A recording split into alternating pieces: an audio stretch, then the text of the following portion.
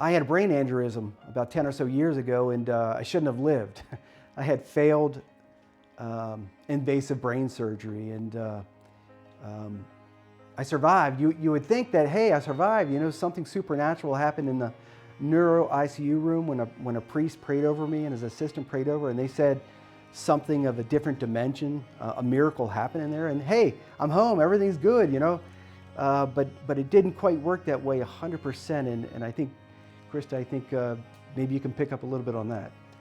When Kevin was in the hospital, he was there for 3 weeks, and I never left the hospital, and I was always by his side.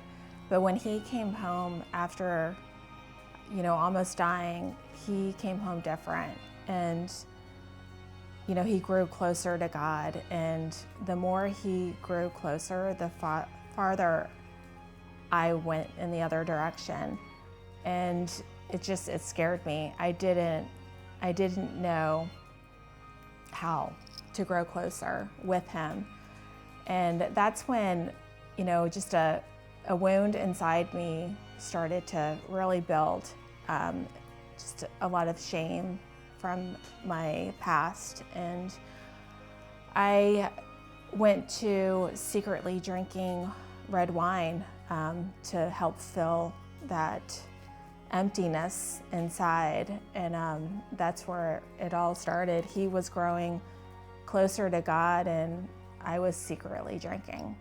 It was a tough time because Krista was, life was good, right? Life is great, 3 children. You know, job was really good. It was just good. And then the surgery comes. I survive. Hey, life's great. And then this, the demons came in, right? The little monsters came in, and Satan loves to work with the shame, loves to work with the wounds, and he kept... The shame and the isolation, because it was all, you know, in secret. I isolated myself and I drank in secret. Yeah, that's a tough thing to deal with because as Krista's husband who loves her, I became the enemy because... You were confused. He was confused because, you know, we should be celebrating and growing closer. You know, he was alive, and yeah, it didn't work that way. Yeah, you know, this is the spice of life. This is what married couples go through, and but time went on, and you know, I sort of became the enemy because I wanted health in the marriage. I wanted love to flourish as God intended, and well, you wanted me to join you in this, you know, newfound growth that you had, you know, growing closer to Christ.